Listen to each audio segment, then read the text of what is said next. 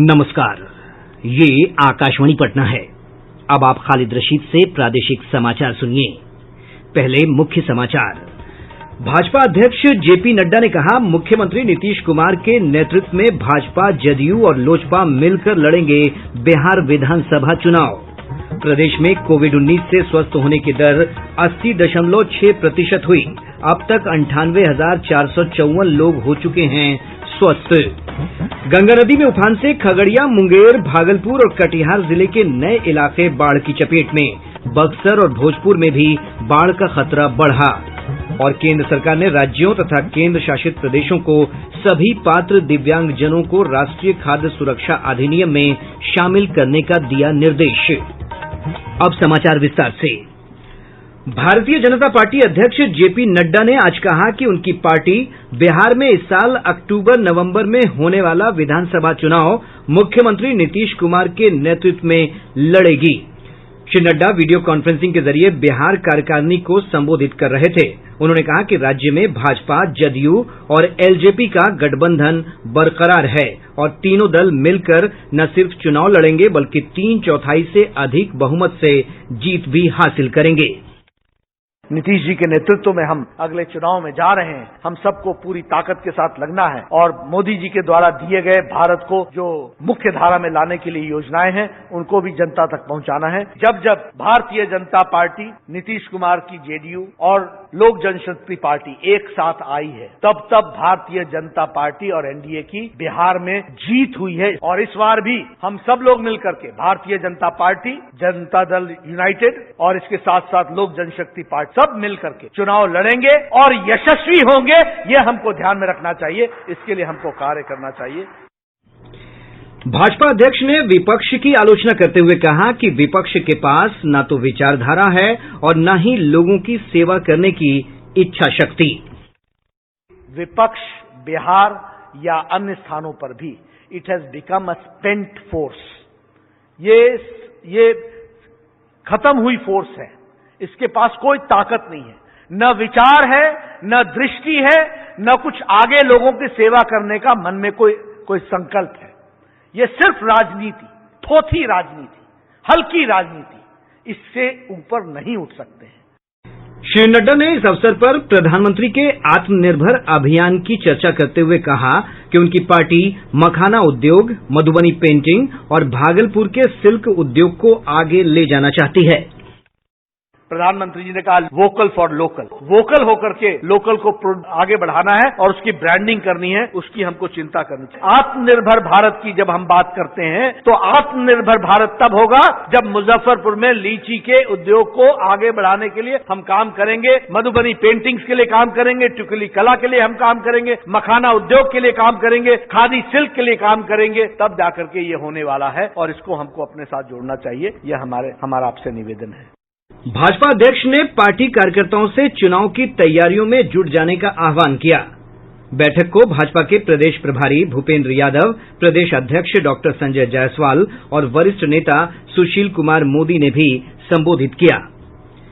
प्रदेश में कोविड-19 मरीजों के स्वस्थ होने की दर लगातार बढ़ रही है। स्वास्थ्य विभाग के बुलेटिन के अनुसार अब तक 80.6% मरीज स्वस्थ हो चुके हैं। एक दिन में स्वस्थ होने वालों की दर 1% से अधिक बढ़ी है।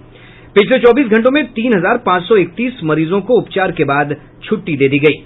स्वस्थ होने वालों की संख्या बढ़कर 98,454 हो गई है। वहीं पिछले 24 घंटों में 9 लोगों की मौत के साथ मृतकों का आंकड़ा बढ़कर 610 हो गया है। इधर आज प्रदेश में कोविड-19 के 2,247 नए मामलों की पुष्टि हुई है। संक्रमितों की संख्या बढ़कर 1,22,156 हो गई है। आज सबसे अधिक 203 मामले पटना जिले से सामने आए हैं। बेगूसराय से 159, मुजफ्फरपुर से 127, सहरसा से 120 और भागलपुर से 115 मामले पॉजिटिव पाए गए हैं। इसी तरह मधुबनी से 97, कटिहार से 96, गया से 81, पूर्णिया से 79 और पूर्वी चंपारण से 76 मामलों की पुष्टि हुई है। प्रदेश में आज 1,01,036 कोविड नमूनों की जांच की गई। राज्य में अब तक 24,32,000 से अधिक नमूनों की जांच की जा चुकी है। राजधानी पटना में कोरोना के पॉजिटिव मामलों में लगातार कमी आ रही है। आज 203 नए मामले सामने आए हैं। 22 अगस्त को 279, 21 अगस्त को 308, 20 अगस्त को 367 और 19 अगस्त को 422 मामले सामने आए थे। जिले में स्वस्थ होने की दर 80% से अधिक हो गई है। कुल 14,120 लोगों को उपचार के बाद छुट्टी दी जा चुकी है, जबकि 114 लोगों की इस महामारी से मौत हुई है।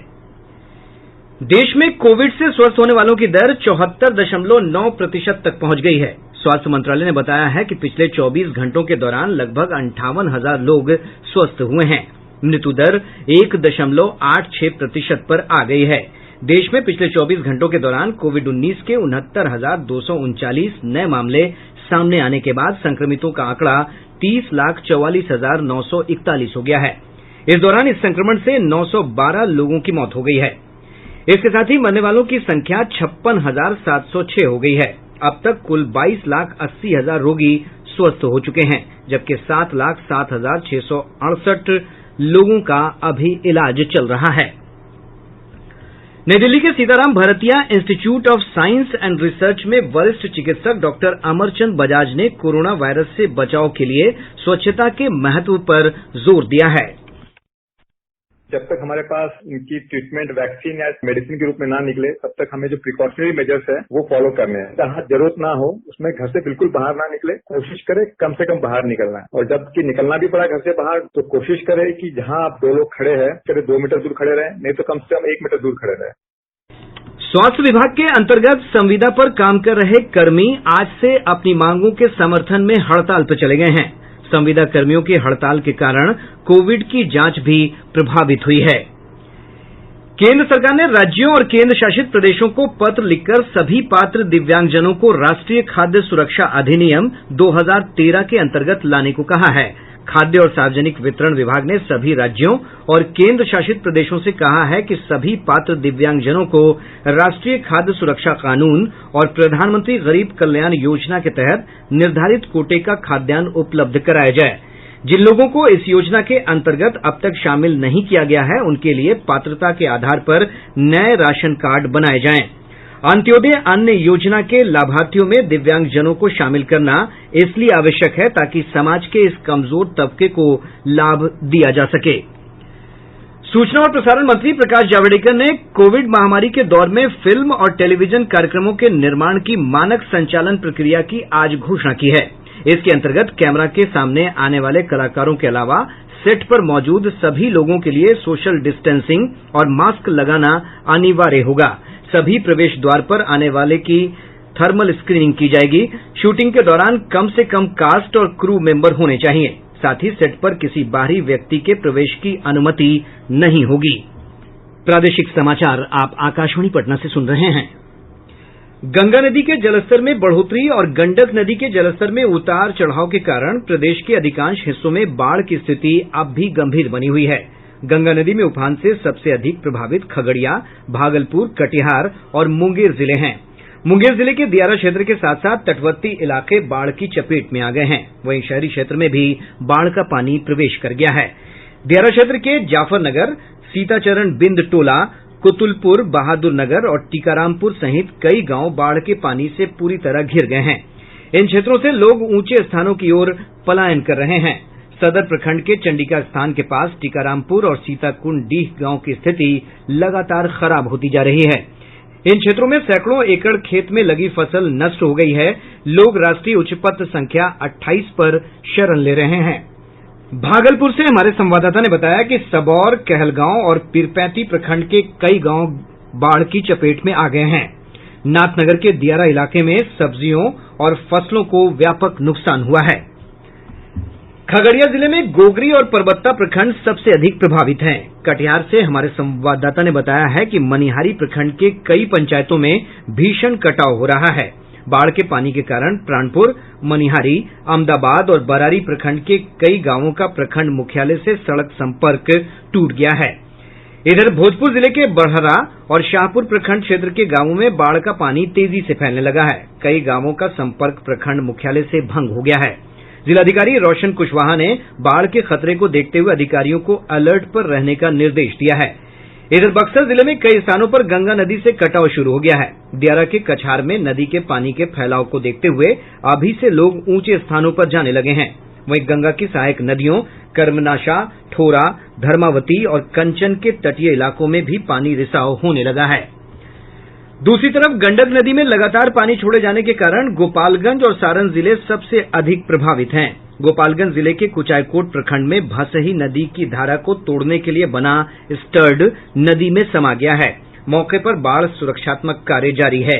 वहीं बैकुंठपुर प्रखंड में भी स्थिति और खराब हो गई है। कच्चे घरों के क्षतिग्रस्त होने से लोग फुटपाथ पर रहने को विवश हैं। सारण जिले में कई ग्रामीण सड़कों पर 3 से 4 फुट पानी आ गया है, जिस कारण आवागमन बाधित है। वहीं जिले के तरैया में बाढ़ के पानी में कमी आई है। सीवान की भी स्थिति में कोई सुधार नहीं है। उत्तर बिहार के जिलों दरभंगा, सीतामढ़ी, समस्तीपुर, सुपौल, सहरसा और मधेपुरा में हालात अब सामान्य होने लगे हैं। आपदा प्रबंधन विभाग के अनुसार 16 जिलों में लगभग 84 लाख की आबादी बाढ़ की चपेट में आ चुकी है। गंगा नदी को छोड़कर प्रदेश की अधिकतर नदियों के जलस्तर में गिरावट आई है। जल संसाधन विभाग के अनुसार कई प्रमुख नदियों के जलस्तर की प्रवृत्ति या तो स्थिर बनी हुई है या इसमें कमी हो रही है।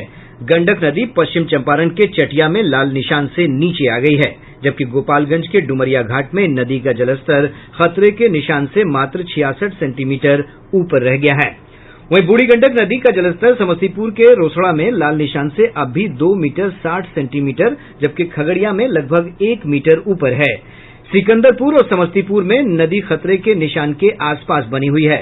बागमती नदी का जलस्तर रून्नीसैदपुर, बेनीबाद और हायाघाट में अभी लाल निशान से ऊपर है, लेकिन जलस्तर में तेजी से कमी आ रही है। अधवारा समूह की नदियां अब केवल दरभंगा के एकमी घाट में लाल निशान से 64 सेंटीमीटर ऊपर बह रही है। कमला बलान और कोसी नदी का जलस्तर विभिन्न स्थानों पर खतरे के निशान से नीचे है। वहीं महानंदा नदी के जलस्तर में बढ़ोतरी की प्रवृत्ति बनी हुई है, लेकिन यह तैयबपुर, ढेंगरा घाट और झावा में लाल निशान के नीचे बनी हुई है। गंगा नदी का जलस्तर पटना के गांधी घाट, हाथीदह के साथ साथ मुंगेर और भागलपुर में लाल निशान से ऊपर बना हुआ है। सोन और पुनपुन नदी के जलस्तर में गिरावट आई है। मौसम विभाग ने अगले 24 घंटों के दौरान उत्तर बिहार के अधिकांश जबकि दक्षिण बिहार के कुछ हिस्सों में हल्की से मध्यम बारिश की संभावना जताई है। मौसम विज्ञान केंद्र पटना के वैज्ञानिक दिनेश कुमार भारती ने बताया कि मानसून की सक्रियता बनी हुई है। वर्तमान में एक चक्रवातीय परिसंचरण दक्षिण असम एवं आसपास के क्षेत्र में बना हुआ है एवं एक नया निम्न दाब का क्षेत्र बंगाल की खाड़ी में 25/8/2020 को बनने की संभावना है, जिसके परिणाम स्वरूप अगले 24 घंटों में उत्तर बिहार के बहुत सारे जगहों पर एवं दक्षिण बिहार के कुछ जगहों पर हल्की से मध्यम स्तर की वर्षा के साथ वज्रपात की संभावना है। पिछले 24 घंटों के दौरान बक्सर में सबसे अधिक 8 सेंटीमीटर बारिश दर्ज की गई। बिहार सरकार ने 39 अनुमंडल पदाधिकारियों का तबादला कर दिया है, जबकि भारतीय प्रशासनिक सेवा के 10 नव नियुक्त अधिकारियों को अनुमंडल पदाधिकारी बनाया गया है। सामान्य प्रशासन विभाग ने इस संबंध में अधिसूचना जारी कर दी है। पटना के बिऊर थाना क्षेत्र में अपराधियों ने दफ्तर में घुसकर एक प्रॉपर्टी डीलर की गोली मारकर हत्या कर दी। गोलीबारी में 3 अन्य लोग घायल हो गए हैं। दरभंगा जिले के रैयाम थाना अध्यक्ष आरके सिंह को कर्तव्यहीनता के आरोप में निलंबित कर दिया गया है। खगड़िया जिले के परबत्ता थाना क्षेत्र से पुलिस ने एक वाहन तलाशी के दौरान 61 कार्टन विदेशी शराब के साथ एक तस्कर को गिरफ्तार किया है। पश्चिम चंपारण जिले के नरकटियागंज प्रखंड क्षेत्र स्थित हड़बोड़ा नदी में स्नान के दौरान 2 बच्चे की डूबने से मौत हो गई। दरभंगा के विद्यापति संस्थान ने मखाना की जीआई टैगिंग बिहार मखाना की बजाय मिथिला मखाना के नाम से करने के लिए बिहार कृषि विश्वविद्यालय को पत्र लिखा है। और अब अंत में मुख्य समाचार एक बार फिर। भाजपा अध्यक्ष जेपी नड्डा ने कहा, मुख्यमंत्री नीतीश कुमार के नेतृत्व में भाजपा, जदयू और लोजपा मिलकर लड़ेंगे बिहार विधानसभा चुनाव। प्रदेश में कोविड-19 से स्वस्थ होने की दर 80.6% हुई। अब तक 98,454 लोग हो चुके हैं स्वस्थ। गंगा नदी में उफान से खगड़िया, मुंगेर, भागलपुर और कटिहार जिले के नए इलाके बाढ़ की चपेट में।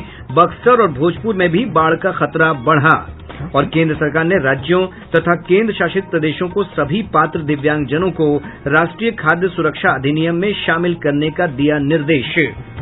इसके साथ ही आकाशवाणी पटना से प्रसारित प्रादेशिक समाचार का ये अंक समाप्त हुआ। घर में रहिए, सुरक्षित रहिए और सुनते रहिए आकाशवाणी।